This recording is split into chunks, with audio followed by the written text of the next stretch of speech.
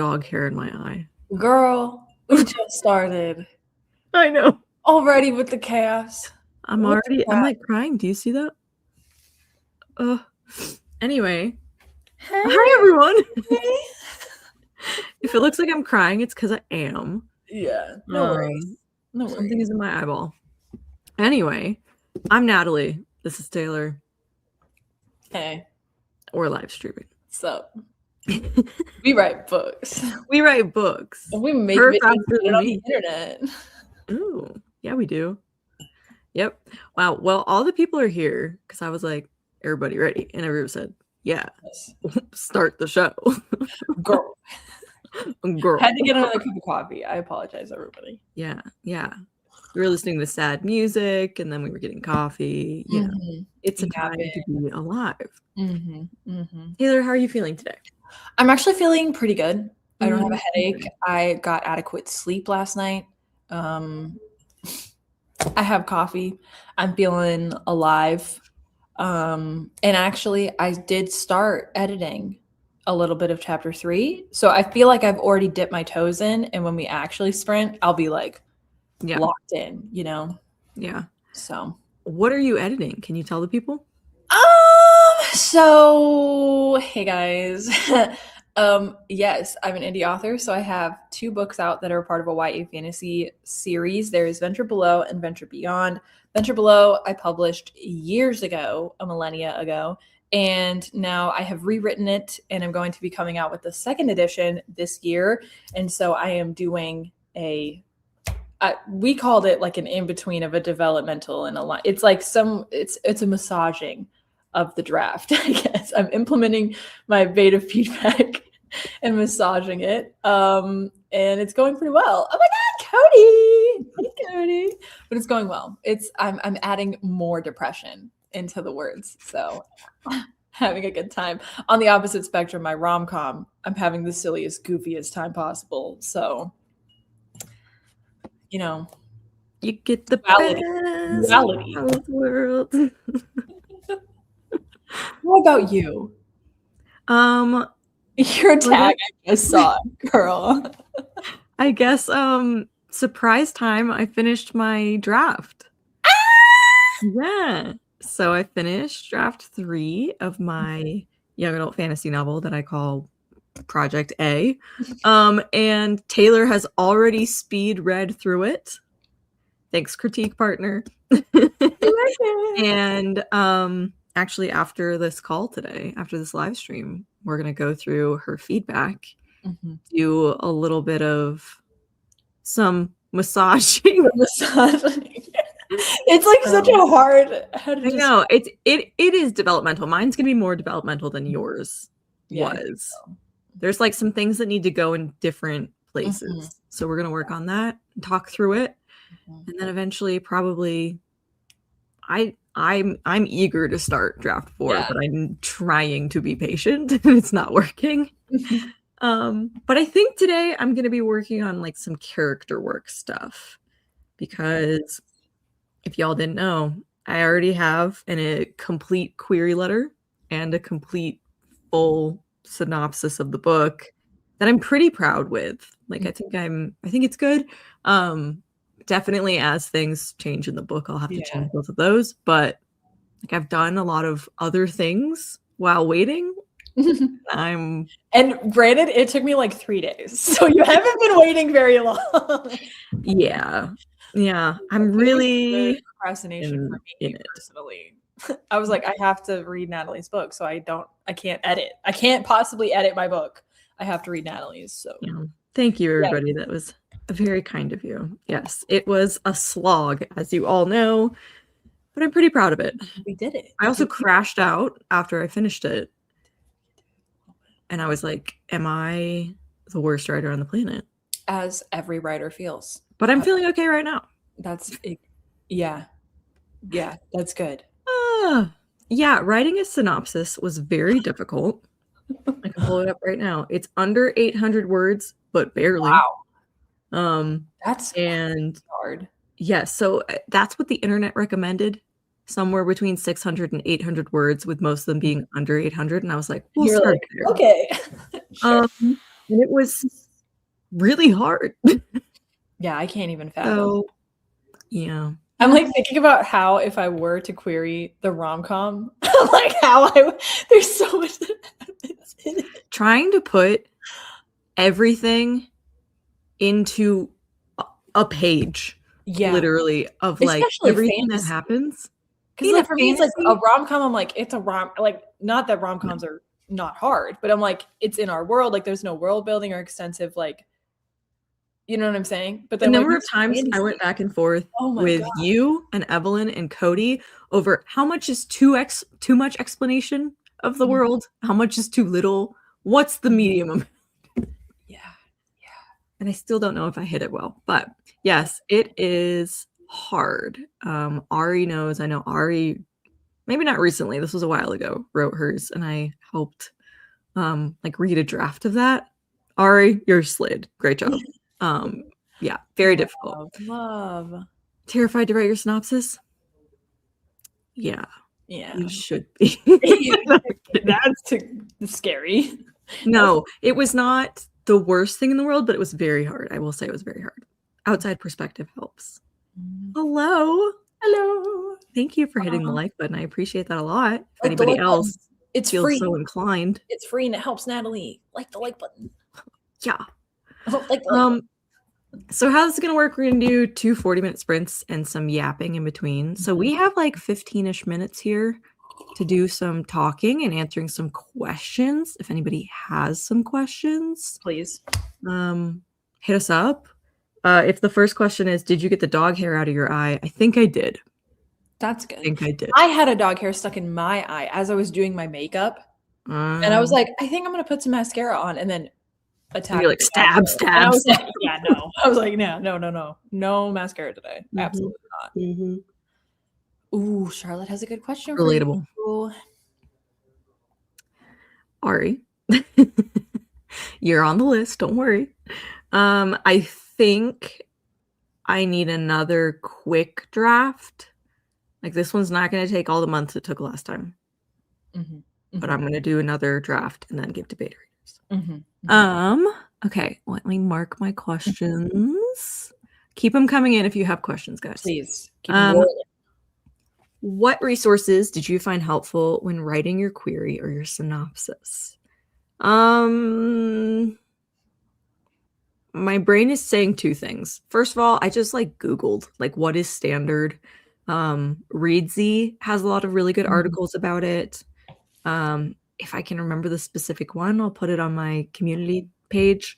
But yeah, everyone has different answers because every agent wants something different, unfortunately. But standard stuff was like easy to look up and find. And then I utilized my outline. I know that sucks if you are not an outliner. To take all of, basically I took my entire outline, put it in a document, and it was like 7,000 words. And I was like, no. And then cut back the unnecessary things and then tried to find the narrative storyline through it all with a focus on emotional impact and character arc, which I think is important in general, but also mine is YA. So it's very much about the main character growing into herself or discovering something. And so I tried to make that a narrative through line through the whole thing, and then just kept refining and refining and refining. And then checking the word count as you went, this is 1,000 words. How do we cut more words? And then checked with friends, sent it to friends a million times. Not the synopsis so much as the queer litter, but just trying to get people's feedback on like, oh, you can cut these words because these actually mean the same thing, or this isn't relevant information, things like that. I'd say that was the most helpful. Taylor, what resources did you find? Girl, none. But I would say you mentioned a little bit of like if you're an outliner or if you're like a pantser, like RIP. I do recommend when you finish your draft, just as a little nugget, to reverse outline. Period. Like you just should. You should just know what happens overall, because I think we can forget really easily. Yes. If you have a big project, you know. Absolutely. That's what Leandra did as well. Much easier to start big with your synopsis and then whittle it down versus trying to start small. When you think of your whole book and you're like, because when I someone's know. like, what's your book about? And you're like, It's about a princess. that's so hard to start from. That's It's it. much easier to be like, okay, what's chapter 1 accomplish? Yeah. And then this and this and this. That's a really good way to look at it. Hey, hi Rachel. I hope that answered your question, Charlotte.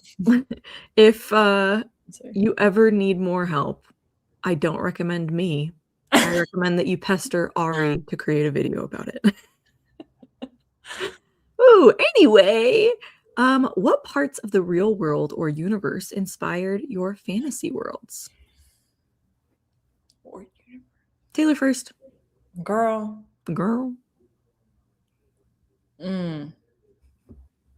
Venture is hard for me to, I guess, talk about like the foundation for my world building because I wrote it when I was in 8th grade. So I think a lot of my ideas came from what I was reading at that time, what I was watching and stuff. But I'm thinking about other fantasy projects I have, and I'm like, where those ideas have come from. Like I have my dragon one that recently has been ruminating, and I'm like, because it has a lot of political undertones that I'm like kind of wanting to like rant about.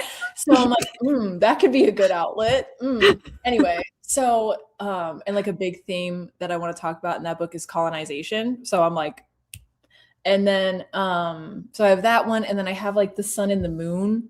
So like when I think about that, I'm like, a lot of it has to do with like I drew inspiration because I love the moon. You ask Trevor. He means everything to me. I love the moon. So I'm like, I love the moon. Like I love the celestial, like even just the aesthetic of it, like I just think it's beautiful. So it's like I drew inspiration from that. But like the dragon one, real life, where did I'm like the dragons, where did they come into play? Not sure. But I don't Even like real life locations that inspired your locations? I mean, probably like Ireland and shit. Like, I don't know, bro. Have you been to Ireland? No, I've seen plenty of pin over on the Pinterest. A lot of grass. A lot of grass, a lot of cliffs. Yeah.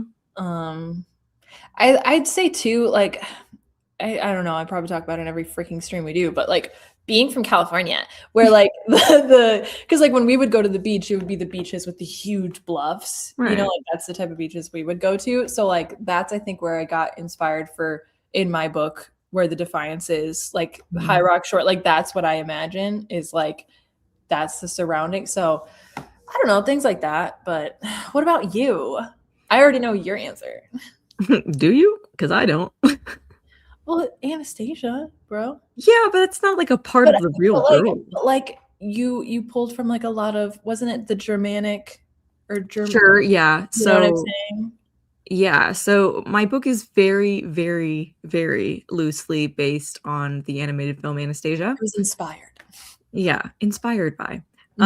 And I didn't want to do a Russian-based magic system because I feel like Miss Lee Bardugo kind of cornered the market with that, with Shadow and Bone. So I was thinking about like cultures that I love that I wouldn't feel like I was stepping into a culture that I am not a part of. And I traveled a lot when I was a child. I lived overseas as a child. And I just always have really loved Germany. And so I kind of did like a Germanic version of my fantasy world, inspired very, again, loosely. And their like naming system is pretty Germanic. And anyway, stuff like that. But yeah, I hope that answers your question. That was kind of rambly on our part. I would like to pause and say, Kingston, you are so very sweet. Thank you so much. Hi, it's good to see you. Does anyone else have any questions while we're here? Any more? Please, sir. Can I have some more? Please, can I have another question? You're always so good with questions, though. Okay. Taylor, can you name the musical that's from? Please, sir. Can I have some more? It's a little kid, right? And he's begging for food. Lots of little kids. Yeah, it's like in an orphanage or something, right? Yeah, that part Girl, is. I don't know. You do. You got it. I You're don't right know. there. Nobody tell her in the comments. The orphanage of men. No, it's one word. It's a child's name. No, I'm not. I'm actually editing my book. really. Oh, is it from Oliver Twist? Yeah, but it's just called Oliver, the musical. Oh, I wasn't aware that was a musical. What Cody was asked, what was your most recent? My most recent, what I looked outside and saw was the fog rolling in. The last time I looked outside, there was a package, and I said, when did I get a package? It's my sister's birthday present. New book idea spark. Mine probably has to do with my romance, because I have now 4 books that I want to write in this interconnected series. So they just keep inspiring yet another. So yeah, Natalie, please tell us, do we have another Fast and Furious meets Powerpuff Girls or something? Cody and Taylor know, and also probably you guys know at this point that I come up with some crazy story ideas in the middle of the night, and I write them down, and then I don't remember them the next day. But I remember this. I wrote this last night. I wrote the first sentence of the book, and then like 2 words of the description of what the book would be about. Okay. So it would be a silly, goofy fantasy. Okay. Love. And it would be like in the vein of like assistant to the villain type of thing. So the first line would be, I suppose if I were the type of creature to be given a name, they would call me the harbinger of death. And it's about Death's assistant, because he has to like go around and prepare people to die. It's so stupid. That's the last spark of a book idea I had. I love. Is it not silly, goofy? No, I love that. He said, yes, I was hoping that would bring Yeah. Yeah, I am notorious for silly, goofy. Should I read some of the other ones? Yes. Some of them, guys, not good. I had not good. I remember one. I think I deleted this note actually. Aww. But I remember one several months ago that I don't remember writing that said Powerpuff Girls. I knew that. Powerpuff Girls meets Fourth Wing. Yeah. I was like, I know there was a Powerpuff Girl somewhere. I know. Yeah, what did I mean? I didn't write an explanation. In the description. What do you mean you don't know? Powerpuff Girl meets Fourth Wing. Duh. I got nothing. I don't know what I meant. I got it all. Fantasy Phantom of the Opera retelling with a female phantom. Ooh. Can it be sapphic? Sure. An oracle school giving dark academia. A who? Oracle school? Oracle. I thought you said Oregon at first, and I was like, okay. Let's see what else we got. I said title idea, A Revolution of Doves. Okay. What does that mean? Okay. What does that mean? Oh, okay. Doves. Some people are giving some ideas for Powerpuff Girls. Yeah, that's kind of what I was thinking too. And sometimes these dragons created by Chemical X. Sure. Dragons. This one just says Dante's Inferno meets, and then it doesn't say. And then nothing. You guys, I write these in the that's it. That's the one for me, man. Wow. This is my actual. I have started plotting this one. It's How to Train Your Dragon meets Top Gun, but in a YA feminist fantasy.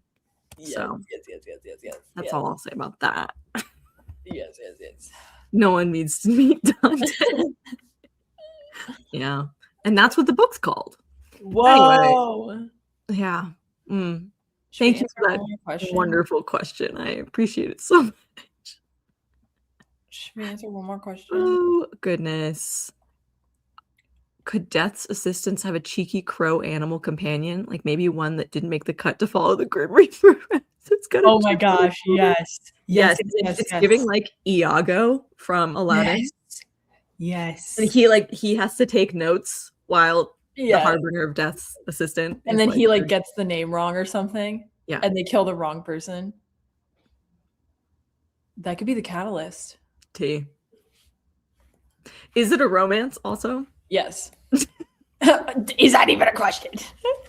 Of course it is. Nor his Inferno. What if Dante's Inferno meets Harbinger of Death in a spooky quooky? I can't spooky quooky girl. Fantasy. Yes, Iago meets Hey Hey. Mm-hmm. You get it. Mm-hmm. You get it. Yep. Anyway, thanks for brainstorming with us, guys. That was fun. Okay, we do have 2 more questions. Please hold while I pull them up because I am slow. Okay. Kiki, I think I remember you saying this on another stream, but she's hoping to finish her book this year or in February and was wondering where to contact us for possible book box.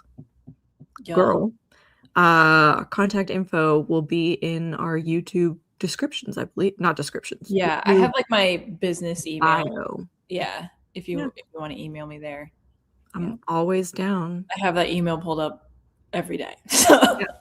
Literally always down for free books. Always growing the shelf. Always down to support. Yes, always down to support. When moving into a second draft, do you treat it as a polish and edit phase, or do you find yourself frequently adding entirely new scenes or chapters? Is it better to stay open to major changes? I say yes for a second draft. Like adding and removing chapters. I was like, there's a second part to this, I know. Yeah. I mean, for me, consistently, the past few books I've written, the second draft has been a complete rewrite of the first draft, because for me, that's just what works best. So in my case, am very much sometimes I'm changing where things fit, but I think by that stage, you should be open. That's a good space to start shifting around what works, because you've now laid everything out. So then I think seeing what I guess makes sense the best for the story's progression, that's a good time to be thinking that. But yeah, there's always an exception to the rule, though, always. So I feel like, I guess, hot take, I think that specifically AuthorTube and the rise of social media writers has made it very trendy to do the least amount of drafts as possible. And I rebuke that in the name of the Lord Jesus Christ. So I really think every draft can be looked at like a developmental draft until you feel solid, or at least you're getting solid feedback. I don't polish your sentences until you're at the last possible phase, in my opinion. And I know that's really, really hard, especially if you're an early stage writer, you haven't written or completed a lot of books. But I really, really, really believe a second draft, a third draft, maybe even a fourth draft in my case, maybe even a fifth draft should be structural. Because that's so much more important than choosing the right word that's early on. I really feel like polish and edit when it comes to sentence structure, cutting things down, whatever. I feel like that should be your last step. I also think there's something to say about each time you tell the story, you're going to get more familiar with it. You're also going to get, I think, a further high up view of the story the more you tell it. If that makes sense. For me, when I was working on Beyond, that book, I don't hate it, but that process I hated more than anything, because I think I went through 7 or 8 drafts before I wrote the final iteration, not including all the edits I made after, but that was the draft I actually completed the story. And I had to shuffle through so much crap in order to get to that part of the story. And I think by then I knew very well, but from way up here, I was like, oh, okay, this is not where it needs to be or whatever. So I agree with all of that. And then also with the line edit, it's like the more I think you write, the more you draft, the more you shift things around, the better you'll get at line level stuff. Like the better that'll all get just as you do it, you know? So I do agree. And like I've even found with the rom-com that I'm writing right now that's completely pantsed. I'm completely just writing it and having a silly time. I'm fully in first draft mode. I'm not caring about the words or any of that. Like I think some of it is the best writing I've done, which is like I think counter to what you would think, you know, but it's like I think because of how much I've been writing and like I'm worried about the story and like making sure that all like stays knit together. I don't know, but again, writing is just such a unique process, you know, man? It totally is. And yeah, like one person's experience isn't going to be your experience necessarily. So like you can tell me to shut up and do whatever you want, by all means. I will say that this is my 7th book, and so I know a few things. And I would say, don't worry about it. Don't worry about it right now. And a second draft, just make your story good. It's actually really helpful because it felt like polishing and editing doesn't feel like it's enough, especially with it being on the second draft. Yeah, like girl, to do a Taylorism, I'll hold your hand for a moment. Oh, I'll hold your hands too. My nails. You're wasting your time line editing. Whoa. Because you're just gonna cut that scene anyway. Whoa. You know? It's one of those things. That is a good way to look at it. I mean, it's yeah. If you haven't looked at it structurally first, you might be completely. You just want it to be book shaped. you just want to every time you draft make it more like characters I have cut and added and cut again. My God, yeah. Like the amount of characters that no longer exist in my universe is actually insane. I probably have like 10 that I could be like, oh yeah, that character was their best friend, and they're not in book 2. Yeah, right? I know, girl. We have to stick together. Yes. We have to hear. Sometimes we have to say hard things. If you ever need someone to tell you something you don't want to hear, call me. But it almost gives you more permission to kill your darlings. Yeah. When you're not so like stop making them darling. It's hard because I've been there where I've really loved a scene or a chapter and it's because of like a specific line or a specific dialogue content. And I'm like, oh, I don't want to get rid of it because it's so solid. And the amount of things I've had to cut because they didn't make sense for the story. Yeah. And that's what I think helped. That was, I think, my biggest lesson when writing Venture Beyond is I would grip so hard onto a character or on like, I almost spoiled something crazy, but I like wanted this thing so badly because I was like, it's some of my best writing, or it's like, you know, and I'm like, I'll have better writing in the future. Like I'll have it, the story will be stronger. The best romance scene I have ever written. Ever written. I had to cut. It doesn't exist. Because Taylor was like, this is not Natalie, you're writing a YA. And I was like, you're right. I was like, I'm gonna keep it and print it out.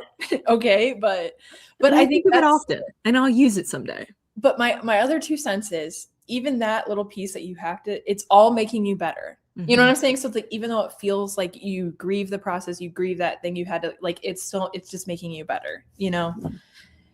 Yeah. Writing a book is probably the hardest thing you'll ever have to do, other than maybe childbirth. And childbirth you forget about. Which I don't plan to do. So writing a book is the hardest thing I'll do. A quick one to say hi from the UK. Girl, I lived in the UK as a child, so I see you. I love you. Happy to see you and have you join us. Also, she said she's been following us for years. It's been nice to watch her channels grow. It's very sweet. Thank you. We're gonna keep yapping because I feel like it. Yeah, this is good. This is really good. Yeah, but I feel like, you know, these are good questions. Yeah. If we cut our writing time to 30 minutes instead of 40, it is what it is. Okay.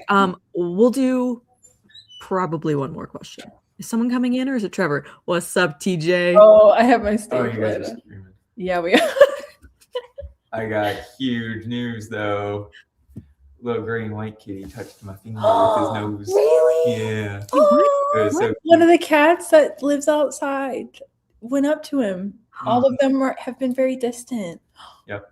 That one's been getting closer and closer, and I fed him today, and he came over right next to me, and I went, oh, he went, Oh, that's was cute, Trevor. Oh. Nice, babe. Ian says hi. Cute. Oh, Ian says hi. So does Rachel. Okay. Anyway, that was my husband. We love Trevor. We do. Okay. We'll do one question. We'll see how we feel, but we're gonna plan on the one question. Okay. When adding conflict/stakes to a story, is there any specific indicator that you try to you that it is best served? Do you want to try again? Yeah. When adding conflict/stakes to a story, is there any specific indicator to you that it best serves the plot/character, etc.? Basically, how do you know the conflict or the stakes is right for your story? Right. Yeah. I got you. Natalie? Let me contemplate. Okay. I think it all stems back to the interweaving of plot and character. So, like, for me, I am a plot first person. Like, a plot comes to me first before a character does. Is that same for you, Taylor? I don't actually know. No, probably character for me first. So I think, like, whatever you start with, and then you're kind of saying, like, I have this plot idea, this type of character fits, and then try to figure out what their arc would be. And then through that, what would negatively impact the arc, what would positively impact the arc, and that can kind of be your bouncing ball narrative. Yeah. And those would be your conflicts. And then the stakes would end up being what lengths they'll go to get to where they want to be. Yeah. I don't know if that's helpful. Yeah. A huge thing for, like, if you're contemplating what, I guess, to have happen as a conflict and stuff is, like, in my head, I'm like, you got to know your character. So it's like, if you know your character, what is their motivation? What is their goal for the story? And then how do you stop them from getting it? And that could be, like, really miniature moments along the story of, like, if Can you give examples from your book that's published? I'm like, okay, let's see. So, like, my main character in the beginning of the story, she wants answers as to why her father was killed, as to what this magical, mysterious thing that her father mentioned is. She tries to get it. Something comes in her way and stops it. So, like, that stops her path. But that like goal of hers is a through line throughout, like, the whole book. She's like, that's what she wants, is, like, answers to this thing. And all I do is keep roadblock. And then so a good conflict is your antagonist, her mother, won't tell her any answers. So that's an immediate, like, roadblock. So her stakes are, what is she going to do to get past her mother to get answers? Yep. And then she tries to, and then gets roadblocked again by this crazy plot point that happens. And then it like continually happens. I think the only thing you have to be careful of is, like, Brandon Sanderson has 3 pillars for his characters, which is competency, likability, and I think relatability is the other one. I can't remember what the third one is, but, like, you just want to make sure, even if you put a block in their path, that they don't seem completely incompetent or, like, passive characters. And, like, that's, like, it's a hard thing to do. So you have to, like, give them a win sometimes, but not, you know what I mean? Like, if that makes sense. So this is kind of ties back to the earlier question of, like, revision. I feel like one of the major revisions people need to do when you go into that second draft is making sure that things aren't just happening to your character, but your character's making active decisions into the conflict, because the stakes become nothing if things just happen to them. The stakes are, what are they willing to do to get what they want? Hope that's helpful. That's all I got for you. We are going to sprint, I promise. But first, I would love everyone in the chat to let me know whether you're a plot person first or a character person first. Like, when you get an idea, what comes to you first? Because Kiki pointed out that she is also a character first person. I do think I'm weird that I'm plot first. I think most people do character first. Probably one moment. But, like, I'm the person that will typically get, like, a concept. Like, I mean, I read all my notes app stuff. I get a concept before I get a character idea. But let me know. Is that not normal? I don't think it is. Thank you, Kiki, for saying this. Yes, I do constantly ask myself why, and if there's no answer, it might not serve a purpose. That is very true when you're revising as well. Say, why is this scene there? And that's honestly why I had to cut that romance scene that I liked so much, because I was like, this isn't actually serving what it needs to in here. Okay, Chris said, mostly for me, it's character. I even struggle with plot to this day. You are not alone. You are not alone. Definitely plot. Thank you. Appreciate that. See you. I see your vote. I think I have a concept and beginnings of a character. I think it depends when I'm back and forth between characters and then plots. I just go. I love that. I feel like it's really great if you can do both at the same time. I think for me, I just think of like what I want the story to look like and then figure out the best character to fit into that story, if that makes sense. Appreciate the answers. I tend to get stuck on first drafts because of getting stumped on conflict ideas. I'm a concept person and character as well. Yeah, first drafts are really hard. Really hard. I would say it's not something to be beating yourself up over. They're hard for everybody.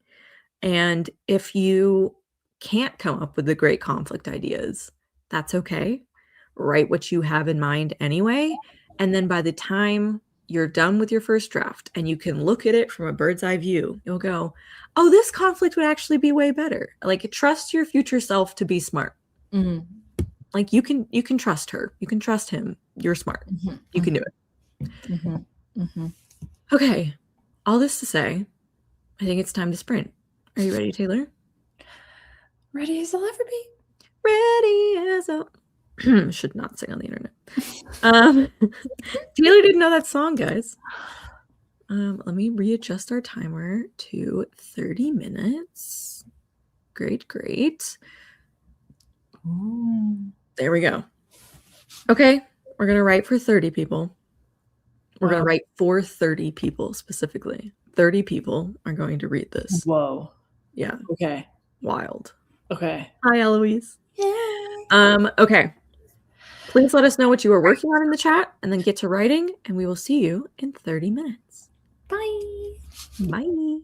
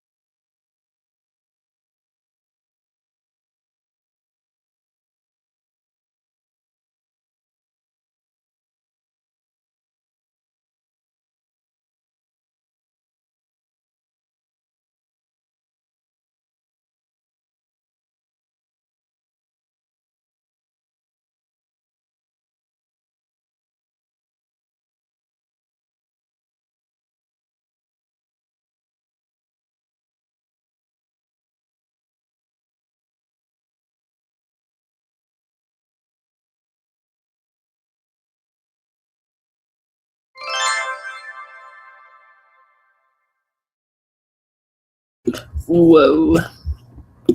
Whoa. Every single time I forget to change that to a less loud sound. Whoa. So talks amongst yourselves while I change that to be quieter. Hey guys, it's your girl. Is that quiet enough? Should I go even quieter?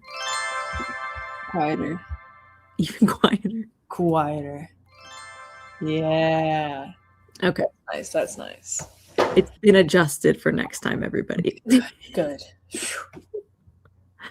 How'd everyone do? It was good. Great talk. How'd it go for you?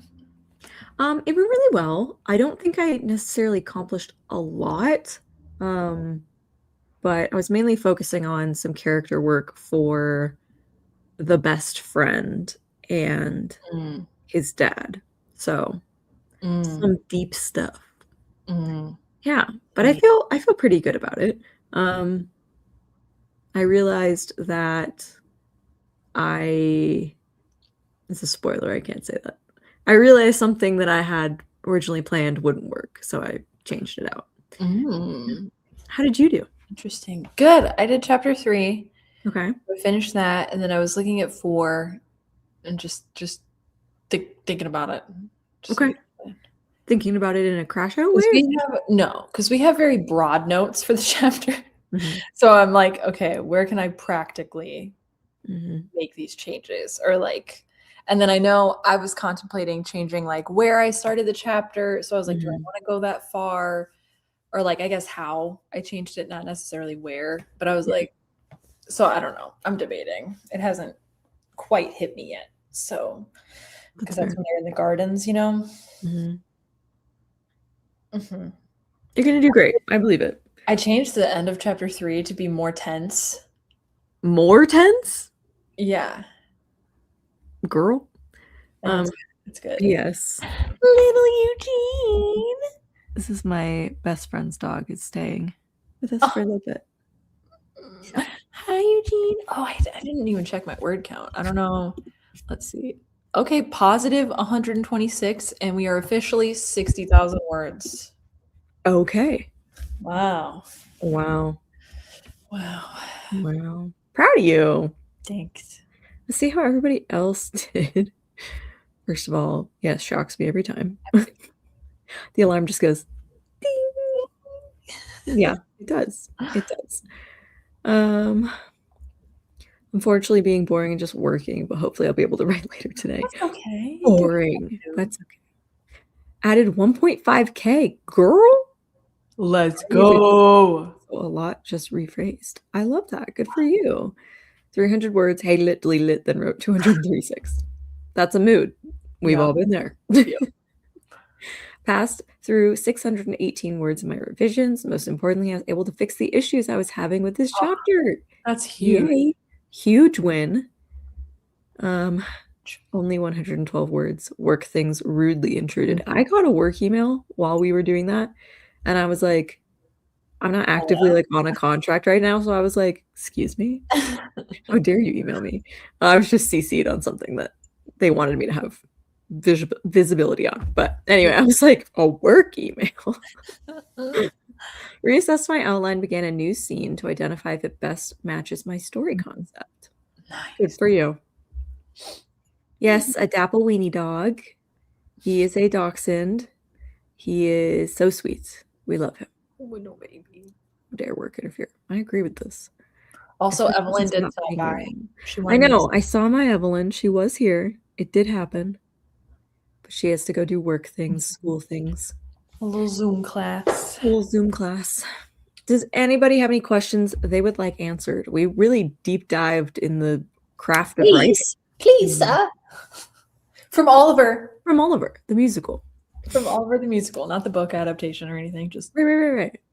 Just the musical. Obviously.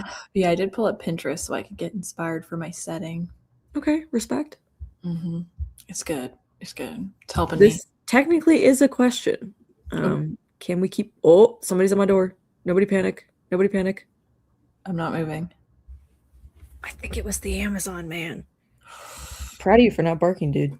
Oh. Go ahead. Be free. Go, Eugene. Go, Eugene. Wow, what a baby. I will check that on this next sprint. You can see his little tail wagging. I love He's always freaking out. So precious. He's not barking. That's a win. The dog will be here for a little while. My friend just moved to the area and she's staying with me until she finds someplace to live. So he'll be here a little bit. Must examine the perimeter. Exactly. I'm actually shocked he did not bark. So good for him. Love. Yeah. Can you hear that? Okay. I will come up with a question. Okay. I guess this I'm ready. He leaned as low anymore. My question would be, if you were a type of bear, what kind of bear would you be? Okay. I feel like I see myself as a Kodiak bear, but in reality, I'm probably a red panda. You are a red panda. I want to be a Kodiak bear, which is the biggest, but I'm not. But you're not. I'm a red panda. Yeah. A red panda with the mentality of a Kodiak bear. Respect. I see that. Horrifying. Or a polar bear. I'm like toss up between the two. Polar bears are actually incredibly lazy until they're not. And they hunt humans. Yes. Hi, widow. Is it Eugene? That was Digby. I was like, it sounded a lot stronger than a little baby's. That was Digby. Digby. Okay, you're gonna have to solo host for a second while I make them calm down. Okay. Well, frick, it was supposed to be your turn to answer that question. Polar bear. Nope. Panda. You give panda. Give me snacks and leave me alone. Give me panda vibes. Please answer this question while I'm gone. Okay, what fictional world do you think your characters would either thrive in or loathe? Well, crap, I really wish that Natalie was still around because I don't have an immediate answer and I'm here by myself. Okay, what fictional world do you think your characters would either thrive in or loathe? Okay, okay. So Leo is like my main male character. He is very isolated, very introvert. And I feel like if you put him in any reality TV show where the goal is like, I don't know, he just has to live with other people that are very dramatic and like constantly bickering and fighting, you know, like that type of energy. Like, where's Cody? Where's Cody and Evelyn? Man, they watch reality TV show.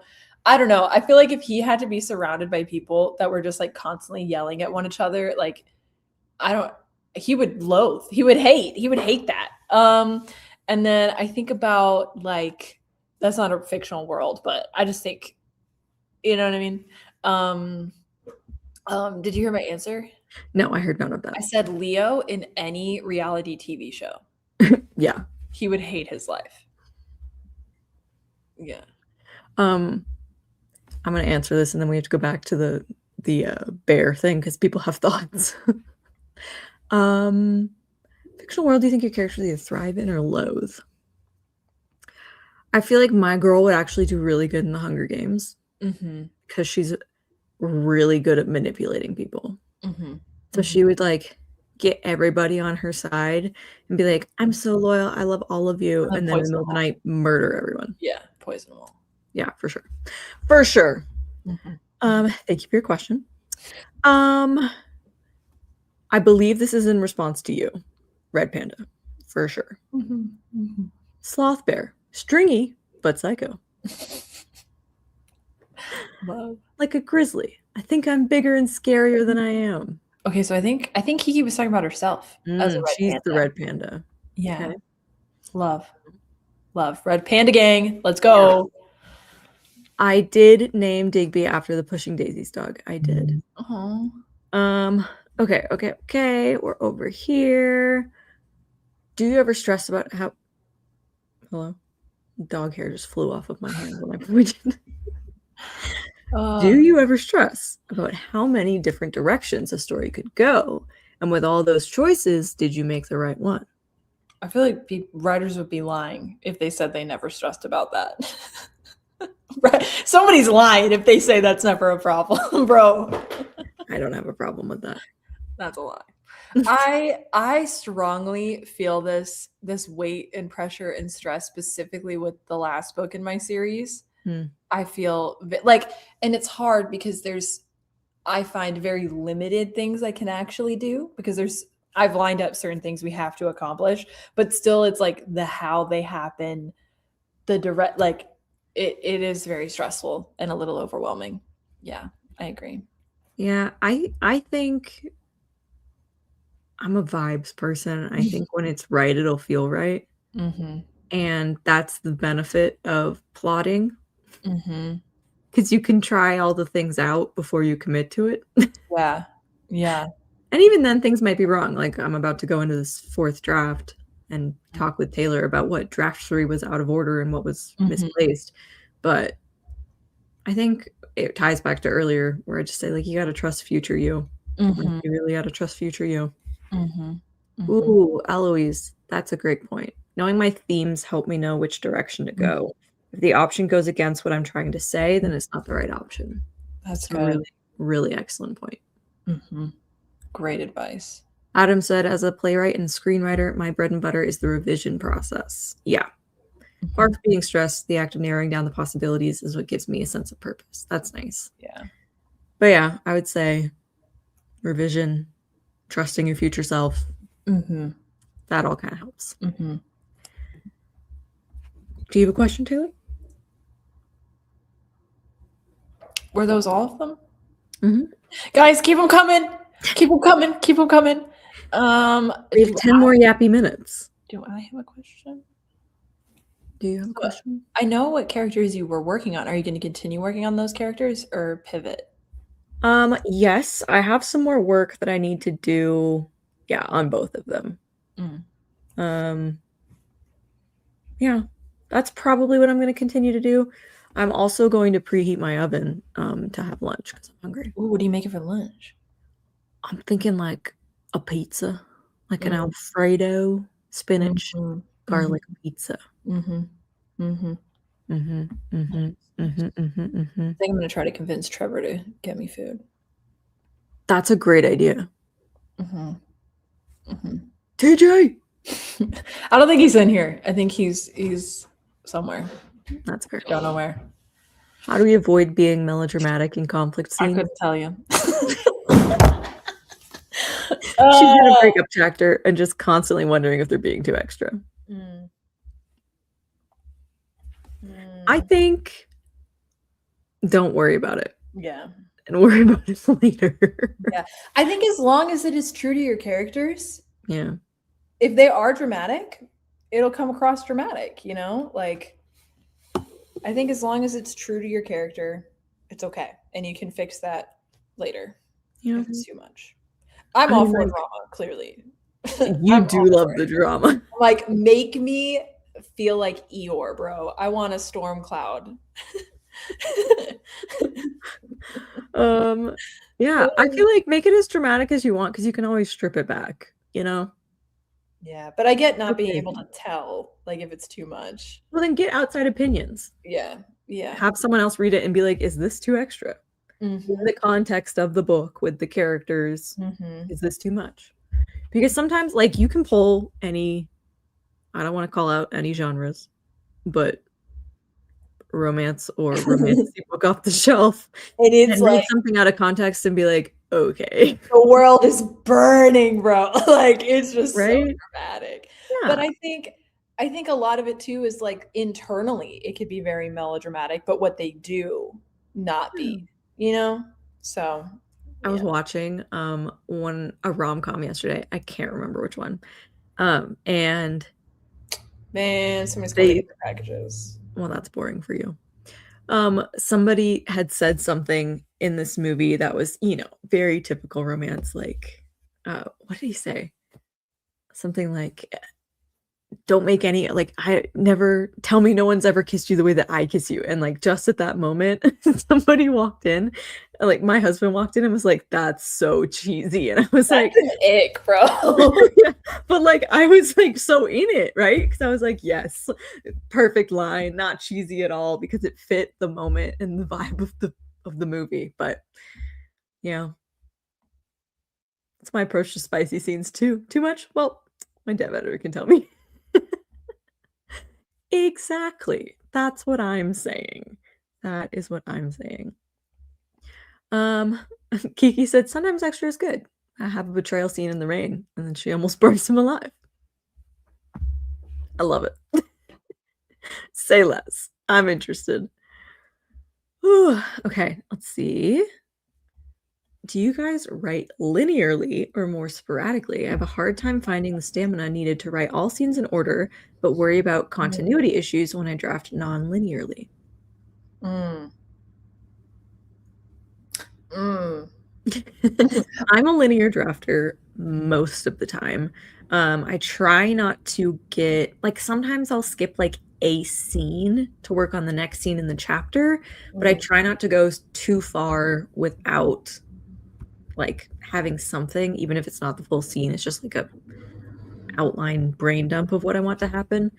But I will say, apparently this is the theme of today's stream, don't worry about continuity issues.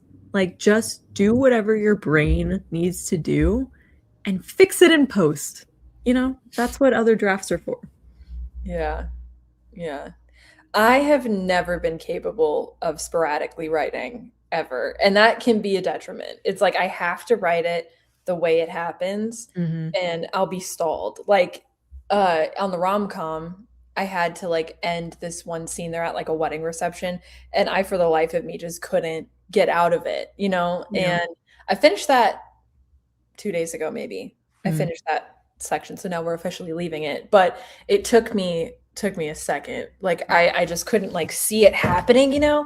But yeah, I've never been one to do like to hop or skip a scene. I've tried before, and then I find it hurts me. I was just looking it up. It's Emily Thompson, author tuber Emily Thompson, who writes non-linearly. She's the only one I know of on AuthorTube who does it. So you might want to watch her videos. Yeah. And kind of see how she goes about it, because she makes things work. She makes them happen. She writes well. So yeah, something's working for her. I'd ask about that. But yeah, don't worry about it not making total sense right away. Just do what you gotta do. Do you guys want to give us a sneaky line that you just wrote? I'm not actively drafting, so I don't have anything line level prepared. This is just brain dump stuff. But Taylor, if you have something. The only one I have that gives some context, I guess, is we were set to be wed someday, and continuing to think badly of him would do neither one of us any good. Okay. Well, girly pop. Well, trust your intuition, ladies. Trust your gut. Yeah. Trust what you see. I was like working on like false beliefs, like things that this character could believe that are fundamentally untrue. Best friend or dad? Best friend. And so the few that I kind of brainstormed are, I'll never be good enough. I'm a huge disappointment. If I fail at anything, I prove my dad right. Someone else should make decisions for me because I'll only mess things up. I don't think any of them are quite right, but that's where we're playing around right now. Pretty depressing. Survive, yeah. So yeah, there's a little sneak peek. Love. If you have multiple projects, finished or not, which characters do you think would be friends or avoid each other if they came across one another? Can we start by a list of things that you are currently in the middle of? Alone, Below, and the rom-com. And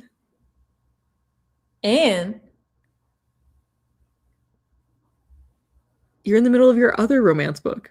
Close? Yeah, you. I don't count Close. I'm gonna rewrite that whole thing. I don't count Close. I don't count Close anymore.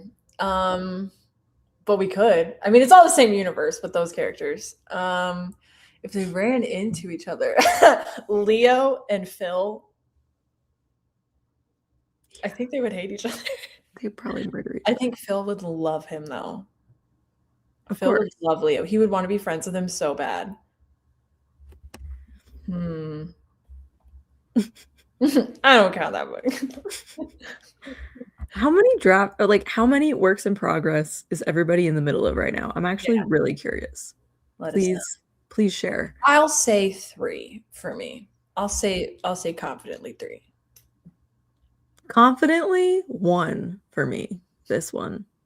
But it's like a 1.5 maybe? Yeah, I'll say 2 if you really want me to. Yeah, I know. Because like I have a Regency romance, a historical romance that has finished draft 2 and just exists on the side, but I'm not actively working on it. It's just there. So we can say 2. Yeah. Multiple projects. Do I dare entertain the idea of a crossover unless it's necessary? No. Hello, welcome. You're not late. I mean, we started early, but now that you're here, the party really began. So. Yeah. Just working on 1. Don't change that. Stick with the 1. I also have a political dragon fantasy in the cut that I've been dying to write since 2017. My other project is an adult portal fantasy. Writing 2 fantasies at once, bonkers bananas to me. I don't know how you would do that. Yeah, I'm like, at least I agree. I think because for me, the fantasy ones I have pretty extensive world building going on. Oh my gosh, I forgot about that book idea. Oh. Are you in the middle of another book? No. If we include brainstorming, let's not even go there. Let's not even begin to think about that. How many mood boards do you have? You want me to count? For projects, you mean like individual projects? For individual projects. I also do have my Pinterest linked in all of my descriptions on my videos. So if anybody I do have all of my whips hidden except for the Venture series. So you won't find anything, but okay. 1, 2, 3, 4, 5, 6, 7, 8, 9, 10, 11, 12, 13, 14, 15, 16, 17. Taylor. 17. Including the one that we are co-brainstorming? 18. Wow. Some are more vague ideas than others. Okay, let me think. Hold on. So 18 concepts. Let me figure out the actual books, okay? Which is that I have the concepts of an idea. That's you. Oh my goodness. Eloise, technically 2, but I firmly tabled 1. So I'm only active on 1. That's what I'm saying with me too. Like I'm not working on the other one, but it's technically not finished. And I will probably go back to it one day. So technically 2. 1, but I do have other ideas. 2 whips on the front burner. 8 threatening to slip from the back burner onto the front. Oh no. I have 10 fully fleshed out ideas though. And I love that for you. Including ours. You're crazy. Working on a draft at the moment, fighting the urge to draft something new and different. Every day of my life. Every day. The rom-com really helps me satisfy that quench. Yeah. Debut trilogy, sapphic romance duology, fated lovers thing, and my barely outlined stalker romance standalone. Love. On 1 draft.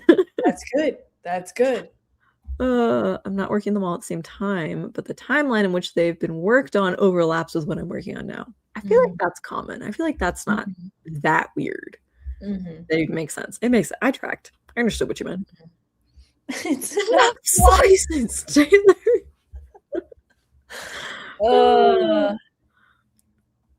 Another one, thank you. Another one, thank you. Taylor, could you talk briefly about what you mean about it being like a palate cleanser? Like it's good to have 2 things in completely separate voices and genres and all that? What I mean? Yeah. Okay. Venture, this girl has been with me for like a decade. Okay. It's one of those books that just like is a part of my being. Probably not.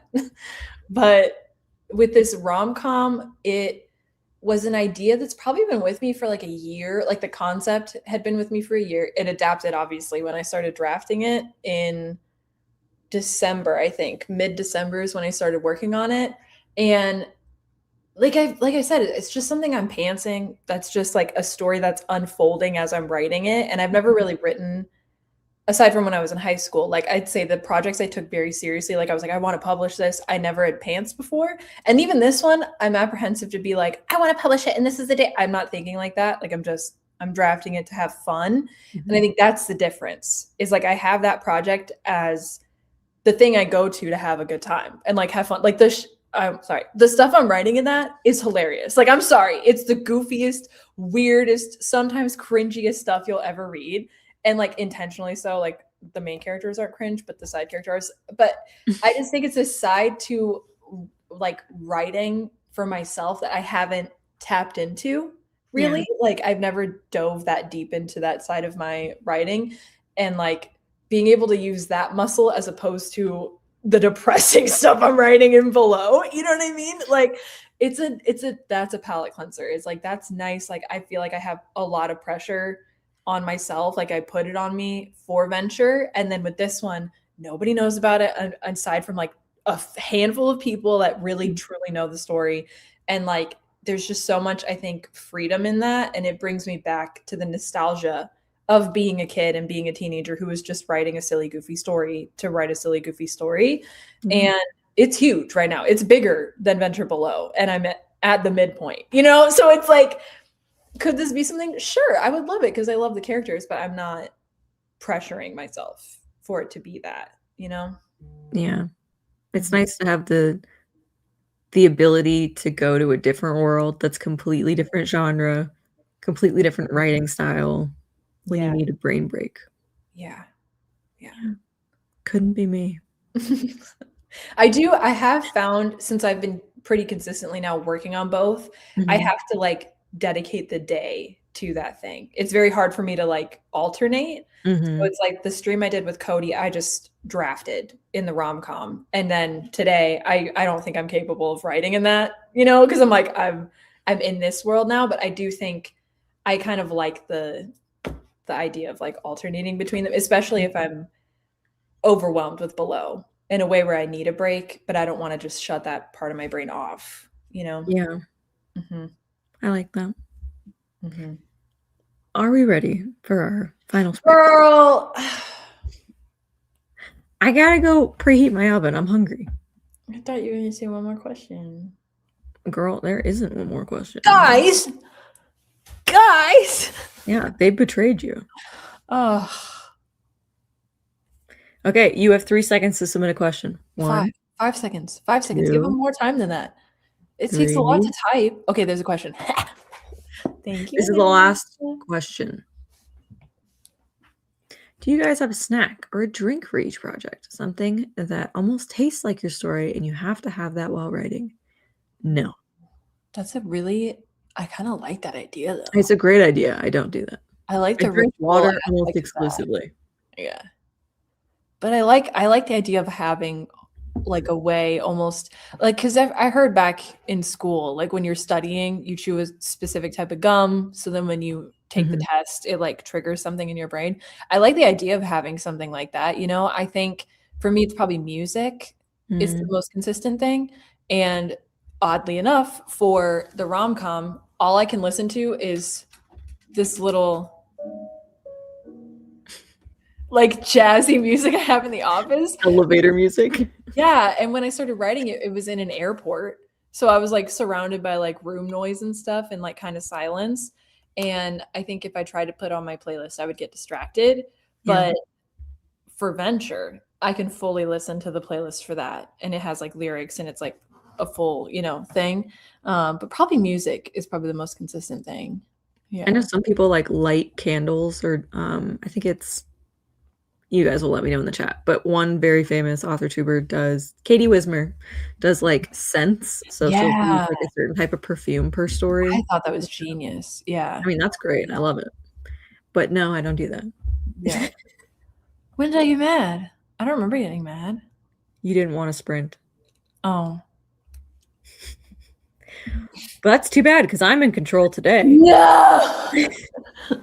Oh, the timer's already started, guys. Oh my god! I didn't even get gently placed into the sprint. You just shoved me in there. Write your books, everybody. Love you. Bye.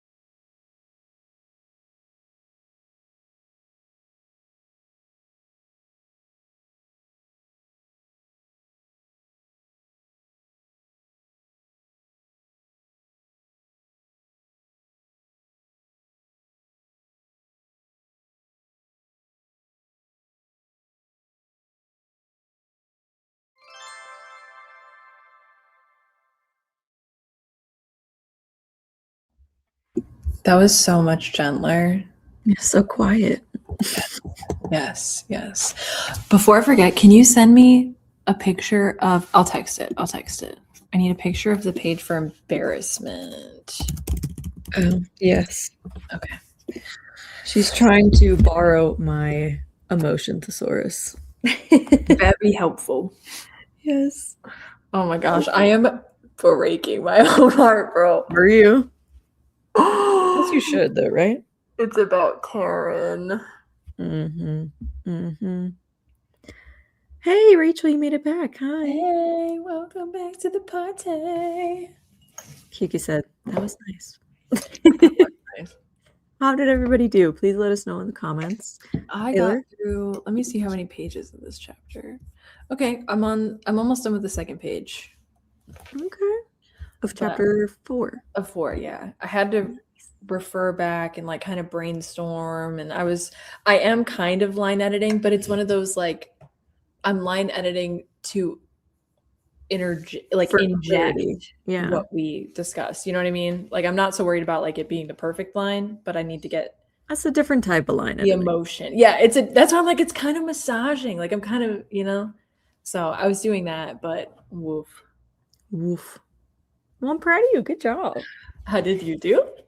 I did good. I kind of finished and solidified the best friend stuff. And then put a little bit more work into like adding characters I hadn't added yet, because not every character needs, all the character work, but I would still like every character I have listed. Yeah, just to know. Because I'm putting like a physical picture reference of what they look like, just to keep everything consistent. So it's going all right. I think it's going well. Yeah, I'm ready to talk with you about how to tackle this revision. Also nervous, but excited. It's gonna be good. It's gonna be good. Adam said research slowed down a bit, but I think I've settled on a location for main events. Love it. Oh, nice. Still working through this chapter. It's very puzzly right now. You just gotta move the pieces around till something clicks. Keep shifting. Got about 120 words for my session. Congrats. Oh yeah, I didn't check that. Re-examined. Okay. I added quite a bit. Are you gonna tell us? My word count now for the day is 381. Nice. Re-examined, outline, and changed some things in it. Love it. Added some more words to my scene. Incredible. You guys are working hard. I love it. Last chance if you have questions. But Taylor, you and I need to discuss where our points are going for the day. Ooh. Would you like to explain what that question means? Yes, that means the writer games, which Evelyn popped in here for a second, but she is leading. This is her brainchild, which we're all so grateful for. It's basically a huge motivator, encourager, inspirer to write through the month of February, which I think we all need right now more than anything. And so it's inspired by the Hunger Games. Each genre has a district, and each district is competing to win, but really we're all just trying to get our words in. We're just all here for a good time. Exactly. And so me and Natalie are sponsors, which means we don't fit in a specific genre or district, so we can donate our points to any district. And yesterday I donated all of my, or was it yesterday? No, I didn't do anything yesterday. It was the day before. I donated all of mine to District 5. And I did a lot. Yesterday. So I donated a huge hunk to fantasy a couple days ago. I didn't write anything yesterday, so I don't have anything to give, but I could go through and actually figure out how many words this brainstorm is. So if you guys are part of the writer games, now is the time to appeal to our sponsors and let us know where you want those points to go. As a reminder, points are averaged, but if you're a sponsor, it's addition. It's additional regardless. So let us know. Yup. First 2 people to reply, honestly. So Ian, you're fast. Let's see who's getting the points for today. Okay, District 7. What is that, Felicity? Okay. District 7? Is that mythology? No, I think that might be 10. I can't keep any. Let me pull up the Discord. District 2 and District 7. Okay, 2 and 7. Folklore and mythology. Rock, paper, scissors. Okay, for what? For who does 2 and who does 7. Right. So are we going for 2? Whoever wins picks. Oh, we get to decide. Okay. Ready? Okay, what do you want? I'll take 7 because it's my favorite number. All right, I'll take 2. Ian, you get my poultry points. Nice. Okay. Sweet. Okay, you wonderful people. We will see you on the internet somewhere next Monday. I think next Monday. Yes, it's President's Day. If you're in America, you can pretend to celebrate the current president. Anywho, but we'll still be here. So come hang out with us. Love you guys. You're awesome, amazing, wonderful, and talented. Please remember that the world needs to hear your stories. So keep writing. We'll see you so very soon.